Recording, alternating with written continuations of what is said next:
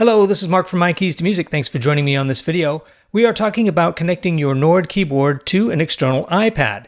If this is your first time exploring this avenue, then this particular video is for you. It's meant for the very novice user, someone who's never done this before, but maybe you're contemplating it, or maybe you do have an iPad and you've always wanted to connect it to your Nord keyboard to produce additional sounds, give you some additional options. For example, if you have a keyboard that doesn't have the exact synthesizer you want, you can purchase that on your iPad and then trigger it through your Nord keyboard.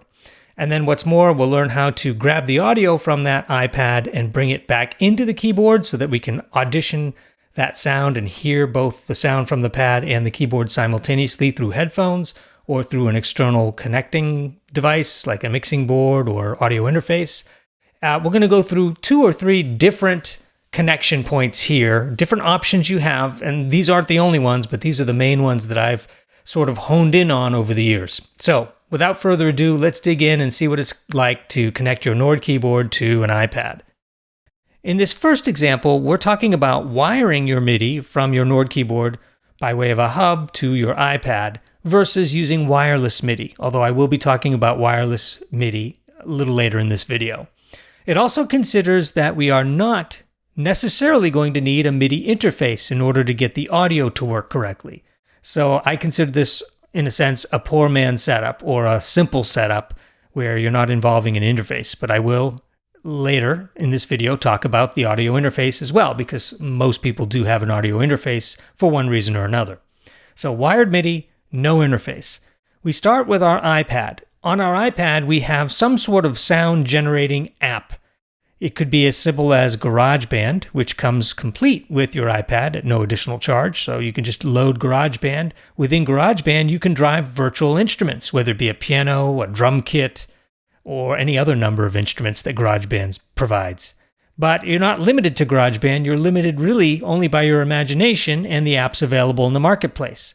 Another example, and a very popular one on the iPad, especially for Nord keyboard players, is something called Sunday Sounds, which gives you some really nice religious-oriented sounds where if you're playing in a church or playing in some sort of religious ceremony, Sunday Sounds is a perfect accompaniment because you have a lot of your nice pads, your drone sounds, your piano sounds, and that's a really nice complement to your Nord keyboard, which has a lot of that same capability as well.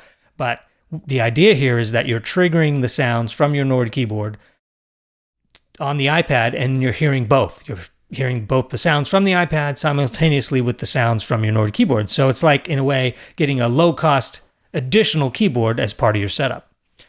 All right, so again, the imagination is really the only limiting factor as to what you can potentially use for instruments on your iPad. Then we introduce the Nord keyboard. Now I'm showing here a Nord Stage 3. The techniques demonstrated will work equally well for a Nord Stage 4 or beyond. They also will work well with just about any modern Nord keyboard that has a monitor-in capability. But I feature the Stage 3 and I talk about the Stage 4 mainly because those keyboards have something called an X-turn out, which gives you some really powerful options for driving external instruments, in this case an iPad. So we'll talk more about that here in a second. So the first ingredient to make this happen, in my opinion, and the best way to do it from a wired perspective, is to introduce a standard USB hub. Now I say standard because these are a dime a dozen, and they're very low cost. You can get them anywhere, whether it be on Amazon or your favorite retail website. Any music store will likely have something like this. Although it is not specifically a musical instrument. It's really just a computer add-on. And I like this particular model, which I'll put a link in the description, because it has both the USB-C connector here for modern-day iPads. It also has a USB-A connector. This hub can also be used for a computer, so it's not limited to the iPad. So in other words, you can buy this one little USB hub and you get all that flexibility to connect it to either your computer or your iPad. But one important thing, I say these are a dime a dozen, but only some hubs come with this optional audio out, and that's a necessary ingredient for this hub. Without that audio out, you're only getting half of the functionality you need. You'll get the MIDI, but you won't get any sound. Because remember, your iPad generally has only one connector, one USB-C or perhaps it could be a lightning connector, but you only get one of those. And unless it's an older iPad, then your audio out is dedicated. And in that case, you don't need to worry about getting a hub with that audio out. But any of the modern iPads have just the one connector. Most likely it's going to be USB-C. And in that case, this USB-C drives to the hub. The hub gives you all the other options. So let's see how this connects. The hub will be providing the MIDI in, the MIDI out, the power for the pad, and the audio out. So this little guy does a lot of heavy lifting. You'll be connecting that to the pad. Then you'll have the power, and you'll be using whatever came with your iPad as far as power goes. In this case, I'm showing a USB-C to the USB-C, and you can see this hub has a dedicated power, which means that you're powering the hub, and the hub has the capability of then therefore powering the iPad. So it's providing the power and the connectivity. Then from the Nord keyboard, I'm demonstrating here using the USB-B connector to a USB-A connector, USB-B to A. If you want, though, you could easily get a USB-B to a USB-C cable. You can just buy one of those, and that way you can go from here to this port, which is kind of what I'm picturing. But either way, it's going to work the same way. It's really up to you how you want to configure your cabling. But this is the basic gist of it. I already mentioned you'll want to use the extern out on a stage 3 or stage 4 or the next stage that comes out. The extern out is a really powerful option where you can essentially with a click of a button either turn on or off your connectivity to the pad, which gives you some flexibility. The extern out also gives you independent control over various aspects of MIDI. It also gives you independent control of your splits. So you could decide that maybe you only want to hear your virtual instruments on the right side of the keyboard, but on the left side of the keyboard, you don't want to hear anything from the pad. Having that option is really flexible. For example, if you have a favorite bass sound and you want your iPad to do that bass sound, no problem. You can just split it so that the bass sound is only heard on the left side. But that functionality I just mentioned is really only available with this extern out option.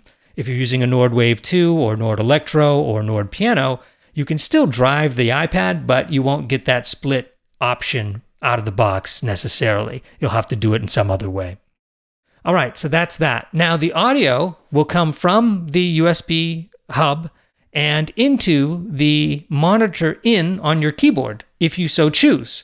It's a really nice way to do it because it keeps it clean. You just take a 1/8 to a 1/8 inch stereo connector, which again, those are a dime a dozen as well. And from the hub to the stage, or the Nord keyboard, and then what you'll hear from your headphones in this case, or even from, if you plug it into an amplifier, you'll hear both the sounds from the iPad and the Nord simultaneously. The only disadvantage to this simple setup is that you don't have independent volume control of the incoming sounds from the pad on the stage 3 directly.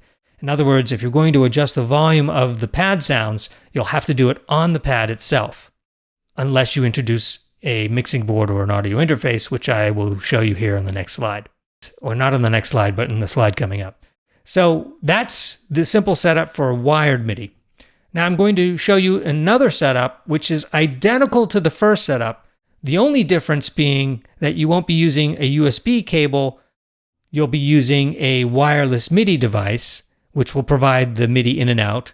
And then I'm using a dotted line here indicating that you're transmitting MIDI through the air into the Bluetooth capability built into all the iPads. So this is a slick way of connecting your MIDI without the extra wires, or wire in this case. Now you already have some wiring going on because we have to handle the audio. So in a sense, you're not going to fully escape the wired connection. Now one could argue and say, well, wait a minute, maybe I don't need to power my iPad. Can I get away with that? Well, sure, you could supposedly take this USB out and not wire your power to the iPad, but how are you going to hear the iPad? You still need some way to get that audio out of the iPad into something, so that's why the USB hub really doesn't go away in that scenario. There's really no disadvantage to this other than the fact that wireless MIDI is one more step towards a fragile connection versus a wired connection, which is almost foolproof in all ways that you can conceive of being foolproof. Sometimes the wireless MIDI doesn't always behave and you either have to toggle Bluetooth on and off or do some other jimmy rigging.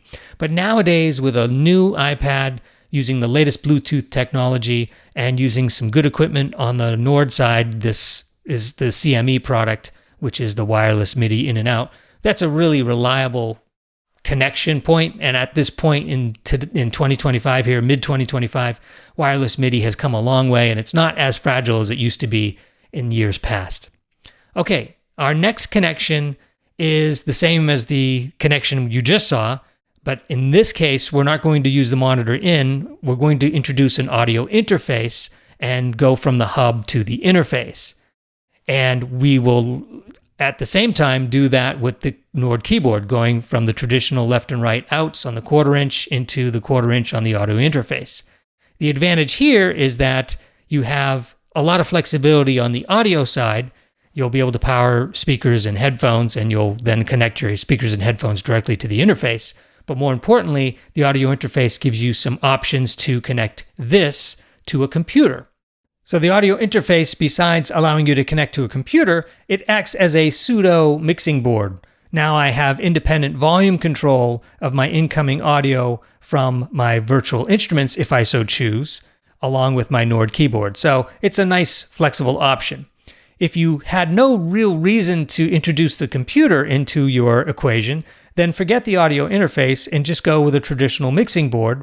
Then you'll be able to add additional things like EQ, onboard effects, and some flexibility, or maybe you like to adjust your volume using sliders versus knobs, then a mixing board will be perfect. Now, some mixing boards double as an audio interface, where it's both a mixing board and an audio interface all in one, so you can have your cake and eat it too. So you can look those up and see how you want to handle the audio part of it. And that's essentially it. The only other potential difference in your setup, if you're using an old iPad, then your connection is not going to be a USB-C, and the hub I talked about here throughout this video will not work.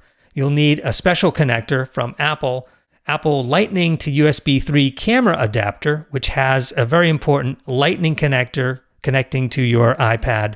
And then on the other end of this, you have a traditional USB-A connector and power. So this particular connector from Apple, I think it's around $40. You can get it at apple.com. You can get it on Amazon, any of the major retailers, Best Buy, things like that will sell you this. But the key is, why do we need this special adapter? Well, you have to get this Lightning aspect of it versus USB-C.